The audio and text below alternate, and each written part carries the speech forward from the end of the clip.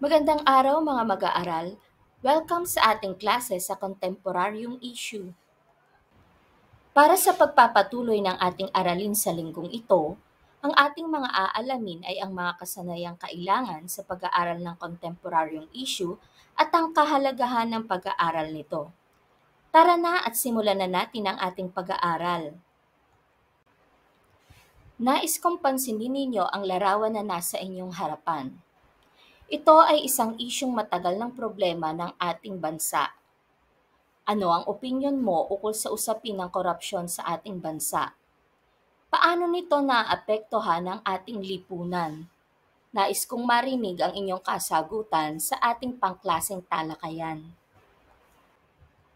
Sa pag-aanalisa ng isang issue, mahalaga na malaman muna natin ang ugat nito. Kailan, paano nagsimula, at saan galing ang sinusuring issue upang matiyak kung hindi ito katang-isip lamang. Kailangang masusing suriin ang kahalagahan nito sa ating kapaligiran, ekonomiya, politika at lipunan upang mapag-aralan. Sa pag-aaral ng kontemporaryong issue, kailangan natin ng mga kasanayan. Isa-isahin natin ang mga ito. Una, pagkilala sa primarya at sekundaryang sanggunian. Ang primaryang sanggunian ay mga orihinal na tala ng mga pangyayaring isinulat o ginawa ng mga taong nakaranas ng mga ito. Ibig sabihin ay sila mismo ang nakasaksi ng mga pangyayari at kanila itong itinala. Ang mga halimbawa nito ay ang sariling tala-arawan, dokumento, larawan, pahayag, talumpati, talambuhay, sulat at guhit.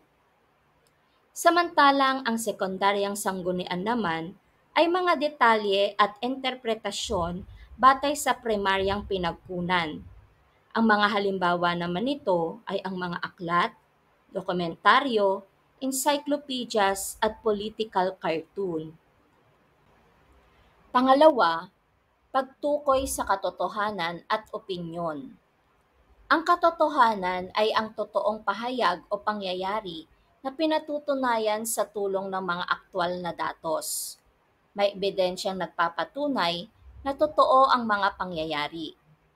Ang opinyon ay nagpapahiwatig ng saloobin at kaisipan ng tao tungkol sa inilalahad na larawan o paksa.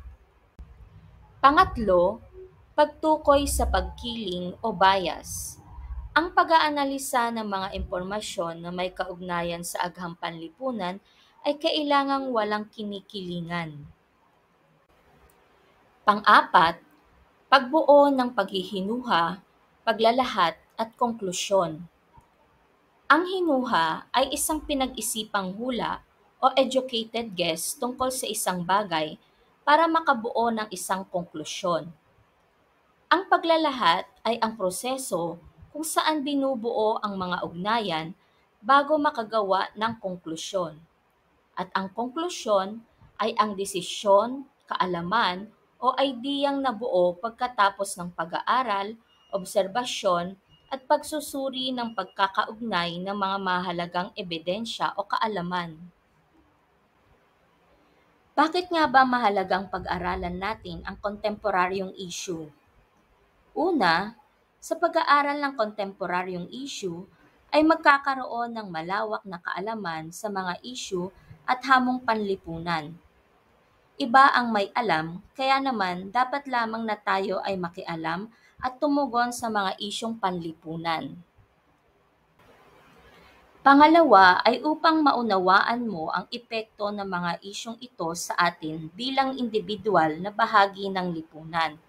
At sa gayon ay makaiwas tayo sa lalong paglala ng mga isyong panlipunan. At panghuli, makakatulong upang maging aktibong bahagi ng mga programa at polisiya na naglalayong bigyang tugon ang mga suliranin. Bilang bahagi ng lipunan, ay katuwang tayo ng pamahalaan upang magkaroon ng maayos na lipunan at bansa. Kaya kasama tayo sa tutugon at gagawa ng mga paraan upang mabigyan ng solusyon ang mga suliraning ito.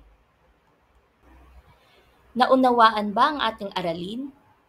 Para sa huling katanungan, sagutin ito sa maikling pangungusap. Para sa iyo, ano ang kahalagahan ng pag-aaral ng kontemporaryong issue?